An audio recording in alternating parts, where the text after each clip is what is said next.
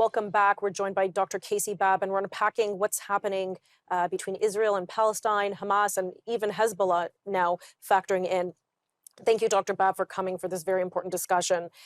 Before the commercial break, we were discussing where things are with Hamas. Again, Israel was very clear they wanted to wipe them out. But you mentioned that it's really the ideology behind Hamas. Could you please expand on that? What do you mean by the ideology? So what I mean by that is throughout much of the Arab world, and this is very acute in the region surrounding Israel, the notion of anti-Zionism, the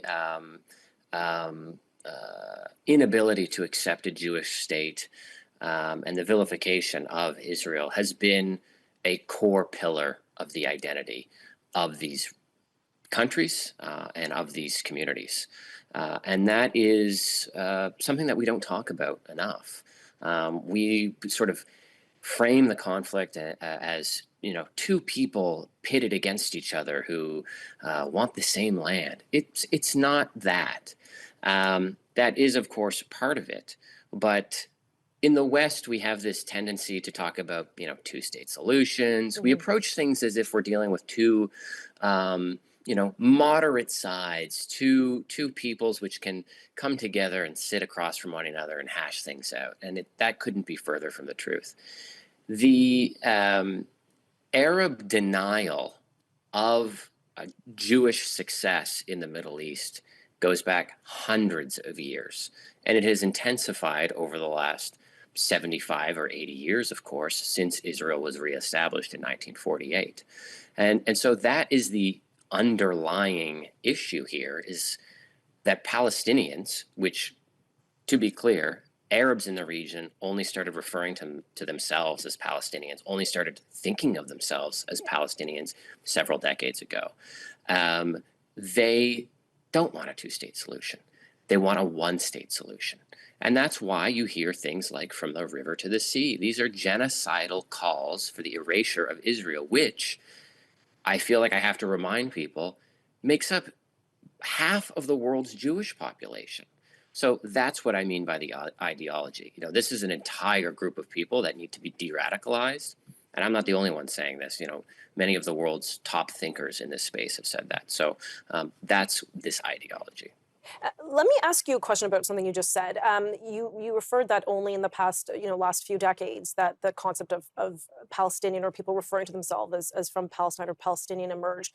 And I'm not a biblical scholar, but I do recall hearing or reading the phrase of Palestine or Palestinian somewhere in the Old Testament in the Bible.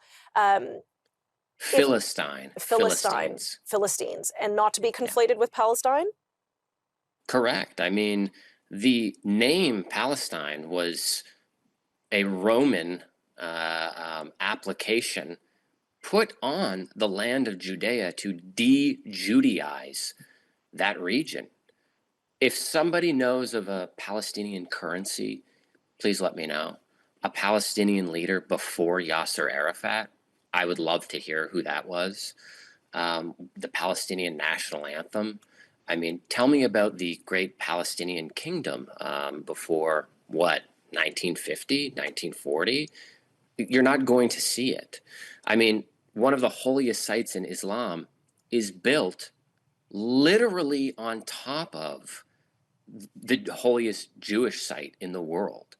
I mean, to think that this is a people, an ethnicity, a sort of cohesive